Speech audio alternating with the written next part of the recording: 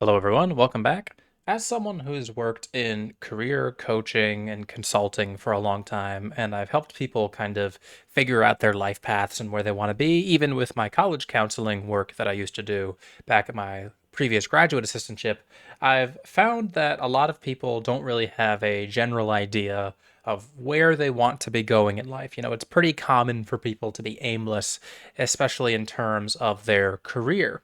A lot of us might take something like a personality test, something like the Myers-Briggs, which is okay when you're thinking about how you can find like a career or work field that might be good for you. But today I want to talk about a test that was specifically designed and backed with a large amount of data to help people find career paths that are a good fit for them. This is something that was government funded and is something that is validated, and it's got a lot of info that I think is really helpful and useful to people. And it is something that I occasionally break out when I'm working in coaching or consulting with people if people really just don't have any idea of where they want to be and what they want to be doing in terms of their career. So this is going to be kind of the personality test for careers.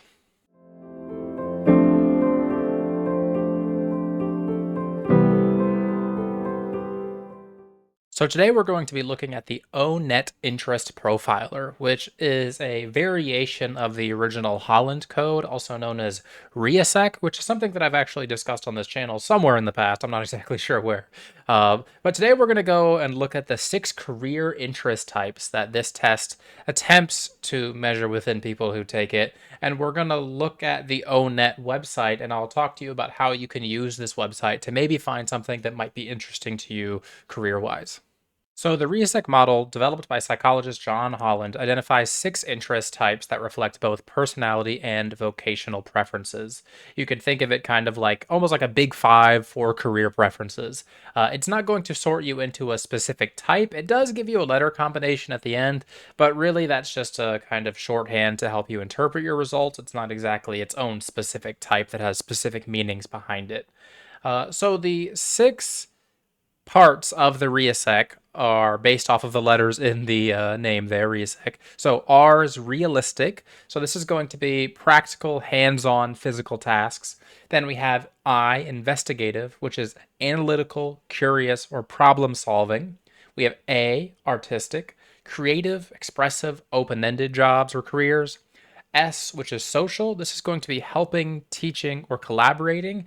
This can also be something like consulting, for example. It doesn't necessarily have to be entirely social, as in you're like a social person, but more so it's a job that requires you to work with some sort of other person in general. We have E, which is enterprising. This is going to be leading, persuading, risk taking. And then we have C, which is conventional, organizing, structure focused, detail oriented works. It's important again to remember that this isn't going to box you into just like one or a few of these specific types, but instead it's going to rank and measure how you prefer each of these 6 categories and then give you a rank order of those and then give you a kind of code based on that that can help you find careers that are associated with that general code. So that explains the RIASEC codes, but what is this O-Net thing that I'm talking about? Well, O-Net is the Occupational Information Network, which is a huge database of job descriptions maintained by the US Department of Labor. It includes data on skills, salaries, growth projections, things like that. This is a free tool that essentially takes your Holland or RIASEC interests and code and connects them directly to job interests within the United States labor market. Now, this is a United States biased test. I'm not sure if there's international versions of this test. That's probably something I should have looked at before I started this. But I think no matter where you are, this is still probably going to give you a general idea of career fields that are going to be relatively interesting to you. It is important to note that this is a validated test. This is something that is not just like pseudoscience or some random thing that someone created one day. It's built on peer-reviewed vocational psychology and backed by real employment data, not some random internet quiz. So here's the thing that I think is the absolute best about the O-Net profiler and the RIASEC codes is the major test that you can do online is completely free. So this is something you can go do right now, and it takes less than like maybe 5 minutes. It's really quick. When you boot it up, you'll see that you're originally presented with kind of what looks almost like an old school type of internet presentation. Like it looks like it might be a little bit dated, but the information itself is pretty up to date, and the test itself is also up to date. It's pretty easy. What you're going to do is you're going to go through and it's going to present you with a variety of different tasks. And all you're going to do is rate your preferences for those from strongly dislike to strongly like. So you're going to see kind of job interest that might be related to you, something that you might like, might not like. Here you can see in my one that I was taking, I said that I would strongly like giving career guidance to people because I am someone who works in career coaching and consulting and I want to be a psychologist one day. So it makes sense that that might be something that I would enjoy. But you can see that I would strongly dislike something like repairing household appliances, conducting chemical experiments. I don't know anything about chemical experiments. I never even took chemistry, but it is something that I'm a little bit more neutral towards because if I did know something about it, maybe I would have some sort of interest in it. And I think that's the way that you kind of have to approach this. Now, it also really stresses the idea that when you're taking this test, you're not supposed to think about the money that you would be making or whether or not you have the qualifications to do these jobs.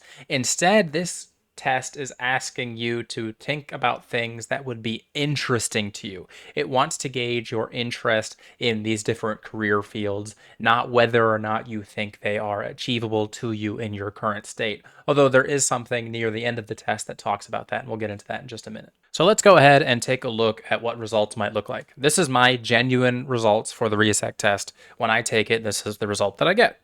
So you can see here that my preference for realistic jobs or career fields is 0, as in I really responded negatively to anything that's going to be hands-on or is going to make me maybe do a little bit of like performance or might make me do repairs on things. That's just not something that I have any interest in. The largest area of interest for me is going to be investigative, and investigative is really related to things like the sciences, research. So it's of course no surprise to me that investigative is the highest score for me. Artistic is also relatively low. I am not a very artistic person. Although when I was young, back in elementary school, I used to have a bit of an artistic side, but it is something that I dropped as I got older. Social is a 10 for me, my second highest score. This was something that was maybe a little bit confusing to me at first because I'm not necessarily someone who's socially oriented. When you think of a social job, you might think of someone who, works in like car sales or something like that. But in reality, as I mentioned earlier, social doesn't represent just like highly extroverted jobs. It also represents jobs that require you to have deep one-on-one communication with people. Like if there's a person on the other end of your job, it's somewhat social in nature. So coaching, consulting, therapy, these are all going to be social related jobs. Then I have 5 for enterprising and 5 for conventional. Conventional, I guess that makes a little bit of sense to me. Enterprising also makes a little bit of sense. I am someone who's entrepreneurial in nature. I mean, I have a YouTube channel, I have my own business. It makes sense that I am going to be slightly enterprising in nature. If you're someone who's really, really entrepreneurial, you're probably going to see that enterprising is going to be your highest score. Once you've gotten your results and you have your score, that's not the end of the assessment. I mean, that does give you some sort of information about yourself, but now it's going to link it to actual data. The next thing they're going to ask you about is going to be job zone. So they give you two choices: current job zone or future job zone. So when you're choosing the job zone category, you can either choose something that you think represents the area of training or expertise that you have in that area right now, or you can choose a job zone that reflects what you are aspiring to be. So let's say you're someone who's interested in psychology, but you're a high school student and you don't have any degree.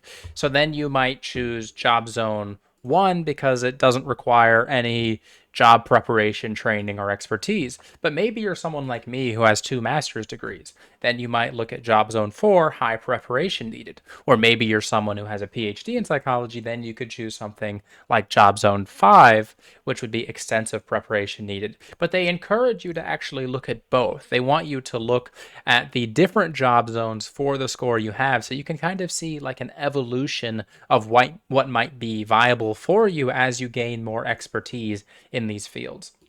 So let's take an example for me. I'm in job zone 4 right now. I have two master's degrees. I'm relatively educated. I don't have the final PhD yet, but I am someone who has a lot of experience with the field of psychology.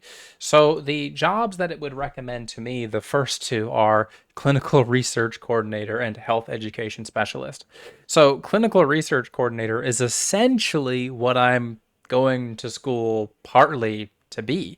As someone who wants to be a clinical psychologist who wants to work both in the clinical and research side of psychology, that is likely what I will be doing in the future. Clinical trials, testing whether or not therapeutic interventions are going to be effective and for whom, and what are the things that are we going to be changing about them to make them more effective. We're going to be working on clinical trials. So for me, the RIASEC hits right on the head of what is going to be something that is going to be meaningful or interesting to me. Yes, clinical research coordinator is a great job for me. Data scientist would also be a great job for me. Registered nurse, probably not so much. Social science research assistant would also be something that's really great for me. But if we go back now and maybe we switch it to the next job zone 5, so this would be maybe after I graduate, we can see that there's actually a lot more options here.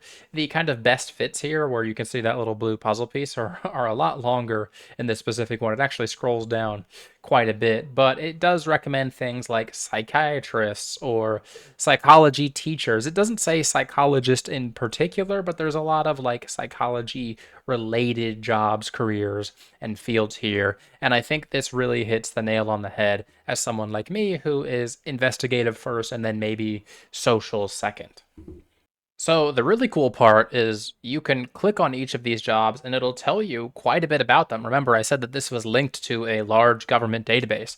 So you can see I'll click on clinical research coordinator as a job field, and it'll tell you the kind of knowledge, skills, and abilities, personality traits, or technology needs that this field is going to have. It can tell you the average education of people who might be working in this field. For this specific job as a clinical research coordinator, it's suggesting bachelor's degree or a certificate after high school. This is going to be really dependent on what type of clinical research you're doing. If you're working in psychology, you're going to have something much higher. But if you're working in something, related to medicine, it could be very different. If you have like a bachelor's in biology, for example. And it'll also tell you the average and median salary for that specific job. So I think there's just a lot of data here that can be really useful for you if you're trying to see if you think a job is going to be a good fit for your personality. Is it going to pay meaningfully well? Is it going to be something that you think you can build the skills for? And just is the outlook for this job particularly decent? You can see that some of the jobs might have this bright tag on them. And if it says that, that means it's a job field that is likely going to grow over the coming years. And you're probably not going to have too much trouble finding a job in that field if you were to have the qualifications and expertise needed to work within that field. So overall, I think that this is just really good data that is also tied to the results you get from the RESEC test. So overall, the RIASEC is, in my opinion, just a tool that helps you ask better questions about what kind of tasks and environments you want to be working in. It's not necessarily going to find the perfect job for you or just answer the question of like, what job should I be doing? But it's going to kind of point you in the direction of jobs or careers that might be meaningful for you as someone given the specific interests that you have. Now, remember, this isn't necessarily a personality test because they're looking at vocational interest as a compared to personality, and those two things have quite a bit of overlap. Like your vocational interests can match your personality, or they can be completely misaligned. Like you could be an introvert, for example, who wants to be a pop star, and that can be challenging, right? But it is something that does occasionally happen. And that's something that you would probably then need to talk to with maybe like a career counselor or coach or someone along those lines. I do coaching and career counseling, just saying. Oh, I guess it's not technically counseling, but you know what I mean. Consulting. So again, RIASEC, just a great tool. I think often ask the people that I am working with in career coaching or consulting to take this if they haven't already. And I think that maybe they're just entirely really lost. And the fact that it's free and it only takes like 5 minutes is something that is really good. It's also nice to maybe compare your results over time. Let's say maybe you take it now, but also then you work a job. So like let's say you take it now, but then you go work a job somewhere that you think you're going to enjoy. Maybe that job doesn't work out. You leave that job, then you retake it. Did your interests change after you worked there? Did those experiences and work shape the kind of job that you want to have? Because it should, right? Like as a human being, you're going to be someone who's growing and changing. And, I worked in retail for 6 years and I wouldn't go work in retail again. I didn't hate it. It wasn't the worst thing in the world, but it's not something that I would ever want to go back to doing again. I know that I don't ever want to work in hands-on jobs. I want to work in something that is, scientifically oriented that will allow me to have some sort of investigative property. But overall, again, Reset, great. I would like to say one more time that I do have career coaching, consulting, and personality type sessions available at my website. You can see the link to that down in the description box below. I will also include a link to this specific personality vocational test down in the description box below. Thanks for watching.